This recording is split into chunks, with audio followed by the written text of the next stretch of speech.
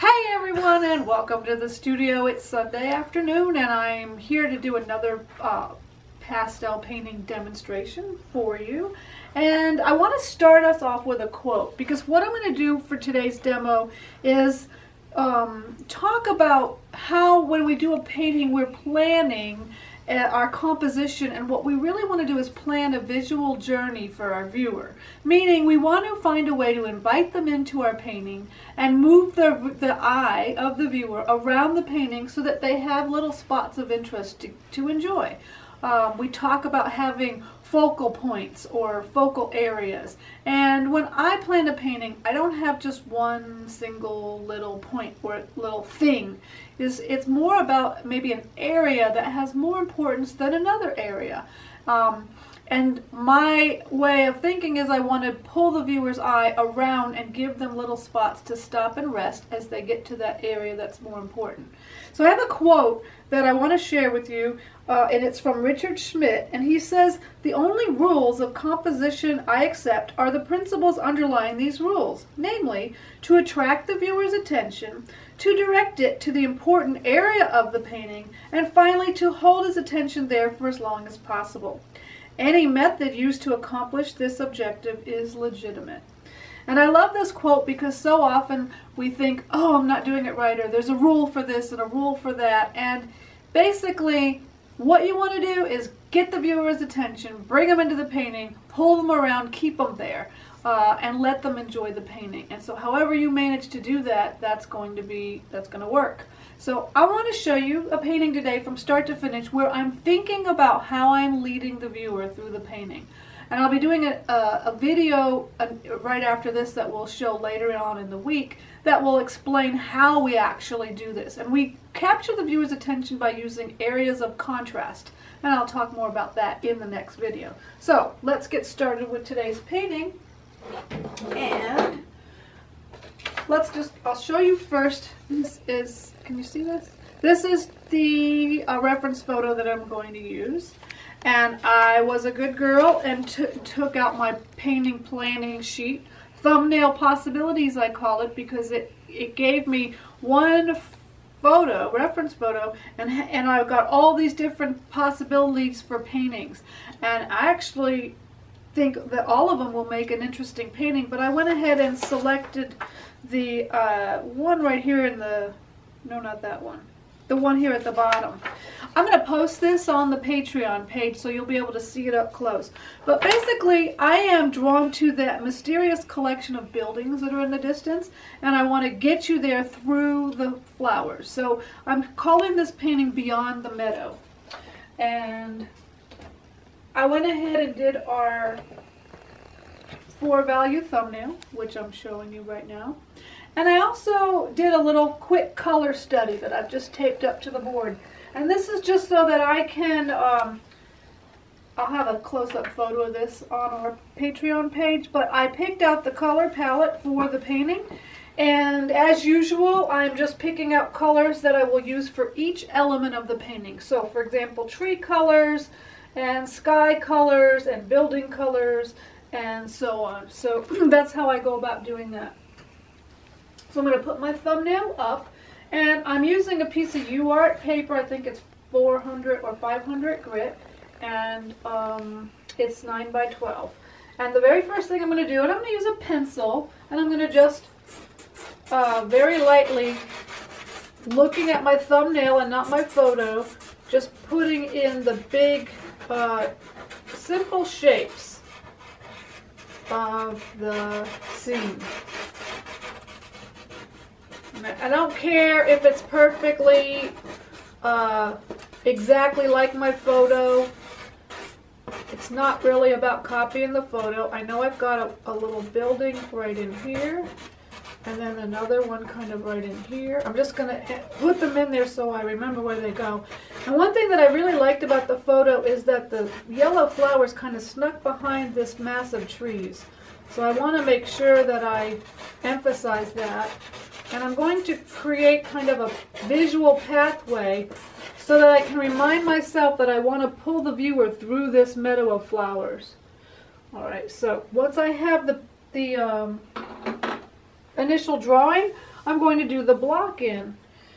Now the block in, or you could call it the underpainting, can be done in so many different ways. I'm going to be sticking to a tried and true method for today's painting, and that is to choose one color family and choose 4 different pastels that represent the values in my study. So I'm going to select the color purple. And the reason why is because I know I'm going to have a lot of yellow, and the complement of yellow is purple, so having that underneath the yellow should make it much more interesting. So I'll begin by choosing a dark purple and block in all of the dark areas that I see with the dark purple. Using a light touch, so I'm whispering at this stage. And how do I know if it's a light enough touch? I can still see the paper, the color of the paper, the tone of the paper. And I'm going to pull this dark down, creating a visual pathway that's going to be what I call a suggested pathway. It doesn't really exist, but I'm going to put it in the underpainting so that way it'll be there. Alright, and then I'm going to go ahead and put in the lightest value, which is the sky. So I'm going to use a lighter value purple and lightly block in the sky. There's no other light areas. And then I'm going to block in the rest, which is going to be just middle value. So I'm going to just simply use a couple of different, well, that actually looks very much the same. It's a little bit duller. Alright, now the next thing I'm going to do, and I have it right here, is I'm going to take the additional step of rubbing in this first layer. And if you've watched my demos before when I use this technique, I like to rub in the first layer, and the first layer only. After I'm done with the first layer, I will throw this out. This is a piece of pipe insulation foam you get at the hardware store. And I'm going to throw it out because we tend to overuse this as a blending tool, and then after the first layer you really just are only creating mud if you do too much blending. Or you risk creating mud, I should say. You might not always, but you're taking your chances, so I just as soon get rid of it or take it out of my reach so I won't use it by mistake. Now you don't see the houses anymore, but that's okay because they're small enough that I can put them on top of the layers of pastel. Alright, so what I'm left with is a very out of focus, blurry, mysterious block in. And this is going to work for me because now I can decide where I'm going to put the focus. And where I put the focus or the clarity is where your eye is going to look. And so now I can continue on with the painting. And I always start when I'm starting a painting by reinforcing the dark areas. So wherever I see dark, I'm going to go ahead and reinforce it. And really at this point I can put my thumbnail aside and put my reference photo up here. And there's one thing about when I take out the reference photo, I don't try to pull the painting back to match the reference photo, because sometimes all of a sudden it's not really the same. And I don't care. I go with what I ended up with my underpainting. Because if I try to make it look like the photo, I'm just chasing the scene, and I much rather just keep it the way it is. So I'm reinforcing, the dark areas. I'm using a light touch or a whispering touch because I want to see the color that's underneath, that purple that's underneath. That's one layer of dark, and you know that I like to layer my darks so that I have an interesting variety of darks. I have something that's happening right now. These two trees are getting to be too much the same. Or as one of our Patreon members, a friend of mine, says, it's too matchy-matchy.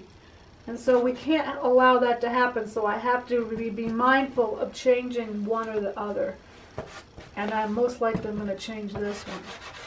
So I continue with my second layer of dark. And then I'm going to add a third layer. That was a dark blue, by the way. I'm going to add a third layer of a dark yellow or a brown tone. And that's just to carry a little bit of the yellow into the dark. Alright, once I'm done now with the, and you may be asking yourself, well then it's green, why aren't you making those trees green? And I will make them green, I might as well put some green in right now while I'm thinking about it. But I have held off on the green up until this point because I want to make a much more interesting mix of color than just green. Now, I know there's been a request for me to do a demo of doing trees and showing my marks with trees, and I will be doing that where I just can focus in on a tree. But today I really wanted to focus on showing you how to create a visual pathway. So I am painting a tree, but I'm not going to really address how I'm doing the trees in a lot of detail. Let's see. Now I'm going to, since I've got the darks in place, I'm going to address the lights. And the lights in this case happen to be the sky. Now in this particular scene, and something I like about the scene, is it was kind of a moody sky, like maybe there was a storm and it's now getting brighter. And here's where I'm going to adjust this tree shape. Remember, we don't want the two trees to match. So I'm coming in with my sky color and I'm carving into this tree shape to take it down a notch and make it smaller so that it's not the same. So I'm using negative painting to change the shape of the tree. And I've selected a few different color pastels that I think would work for the creation of this moody type sky, and I'm just using those. And I'm also creating a kind of a thrust with my marks, kind of pulling you down towards the trees. And I'm doing this by design, and the design being that I want to give attention to this area here where I'm going to have those buildings. Remember, that was the focus. And so I'm very mindful of the way I make my marks in the sky. It's not random. Nothing is random, because I want to pull your eye down towards these trees and towards the buildings. So even when I'm painting the sky, I'm thinking ahead of what I'm trying to accomplish in my painting of my concept, remembering what my concept was. Alright, so I've got the sky in place, and then now typically what I'll do is I'll work my way down, address some of the tree shapes a little bit more, and then I'll get to the flowers. I've got some trees that are further back, so they're not all on the same plane. So I want to push some of these trees back, and I'm going to do that by using a dull blue-green. So these two sections of trees are going to be behind the others. So I want to make them a little bit lighter and a little bit cooler, a little bit duller.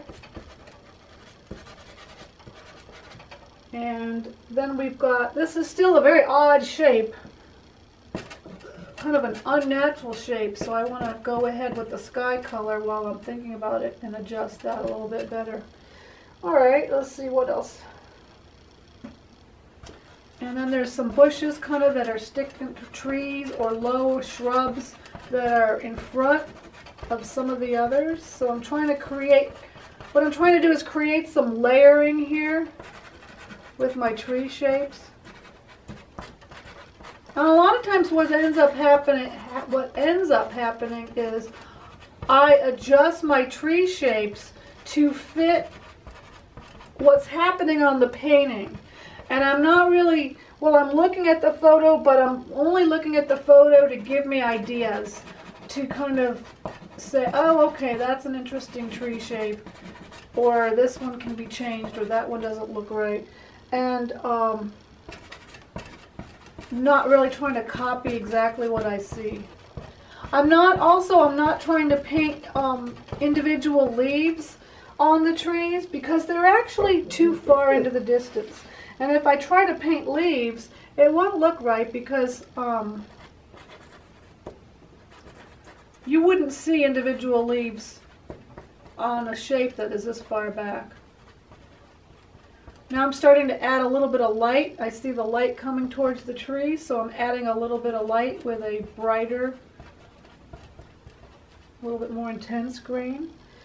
And what makes it nice is that I already picked out all my greens and they're in the tray in front of me, so I can very easily and quickly just pick them up and create this little variety of shapes. Heidi wants attention. I don't know what she wants. So I'm adding a few little bushes down in this area here because I really need to break up this big expanse of this meadow, right? So I need to have a little bit of the green stuff, of the bushes going on in there. I'm looking for a darker green. I don't know where it went to. All right, we're back. Now I've skipped ahead because I wanted to do some intermediate steps, and so that I could show you the finishing marks, because there's been a lot of requests for me to do, you want to see me finish the painting. So now here we are. It's to the stage where it's time to finish and make those finishing marks. And this is where we're really truly trying to lead the viewer by creating those areas of contrast. So let me talk about what I've done so far, where I left off and where I've come. Where we left off, I had done the dirt or the underpainting, and I had started to add the green grass. I started to break up the shapes of the trees and the bushes in the distance by putting some of the grass marks in between so that it wasn't just a straight line. I also started to put in an indication of some of the flowers. And if you notice back in here, I pressed really hard. That's what I call a shouting mark, because I wanted to create a kind of an arrow like, hey, come in here, look right in this area. And you'll see why in just a minute. And then as I came down to the foreground, I made larger masses of flowers, and I'm putting them in such a way that it creates kind of a Z or lazy S formation to pull the eye back through the field.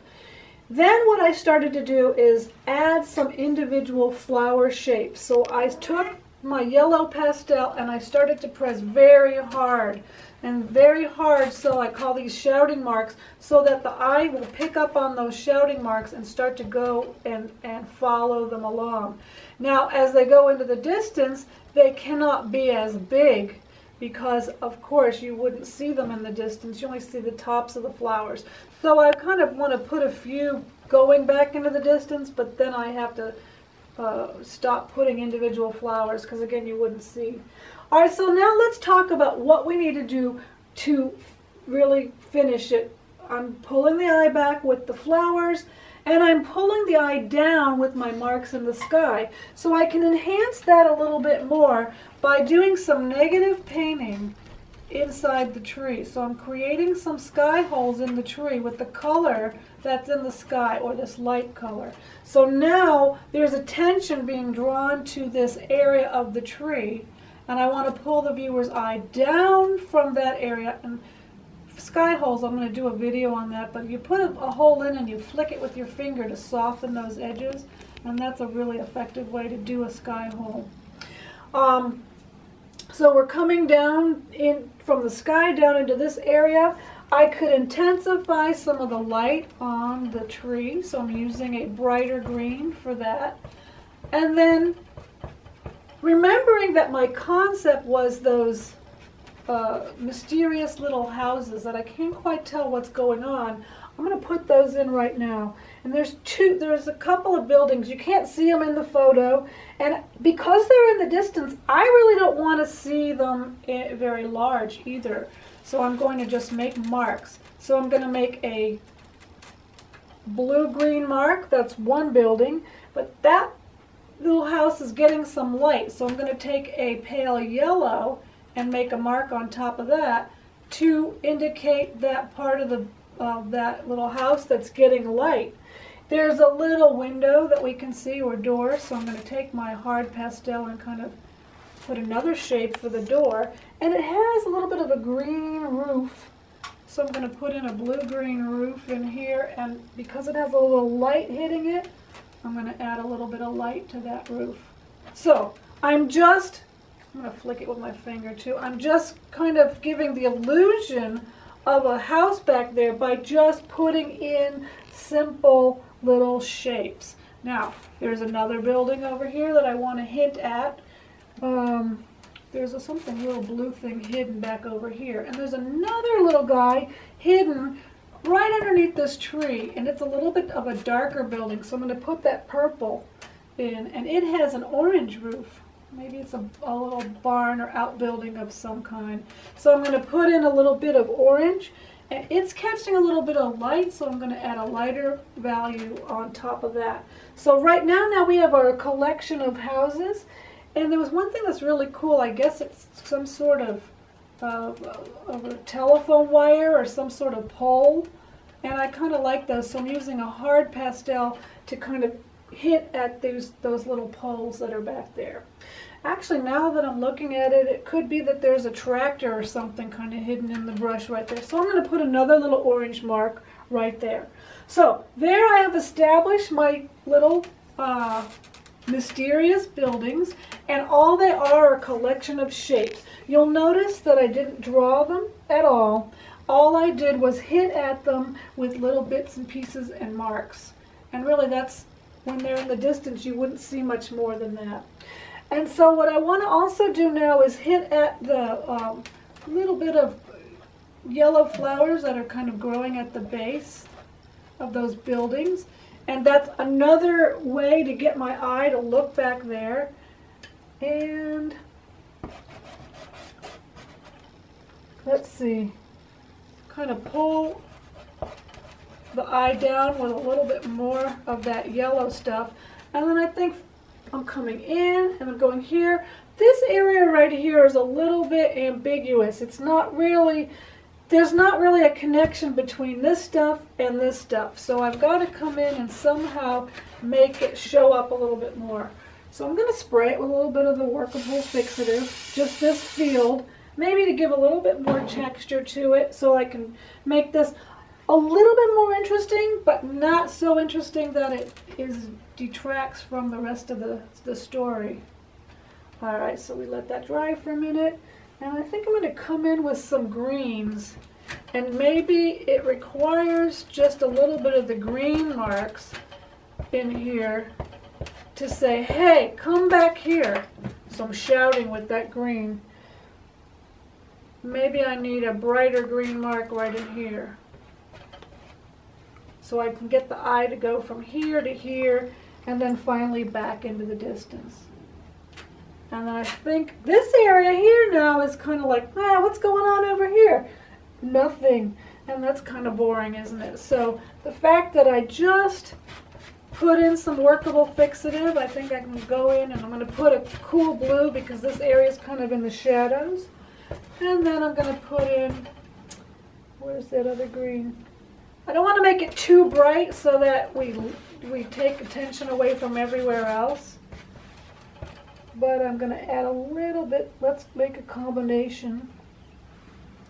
And this is sometimes, if I'm working out of my box, I might have to reach for another green. Maybe I didn't pull it out quite enough. But for now, I'm going to just stick with what I have and try to make it work. And sometimes you have to do it that way. Just put a few more little bits and pieces. And now this is too much of a line. So I'm going to break this up a little bit more. Simplify this. It got a little too fussy. And the problem with it being fussy is it took away from back here. Alright, so I'm simplifying it. Never be afraid to brush stuff out. It's, you know, even if you're almost done with the painting, sometimes it's what you take away and not what you add. And you see by me just kind of smushing this together and kind of simplifying that mass, it's now much easier. I'll put a few more dots in. I had too many going on, but now it's much easier to follow the leader and kind of go back into the distance. So by taking away, I actually made it much more interesting.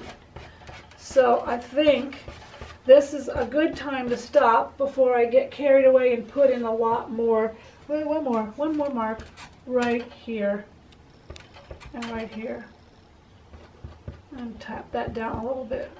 And then I'm ready to stop. So lead the viewer, create a interesting pathway, and remember what Robert Onry said, the eye should not be led where there's nothing to see. So if you're going to create a visual pathway, make sure there's something interesting at the end of the path.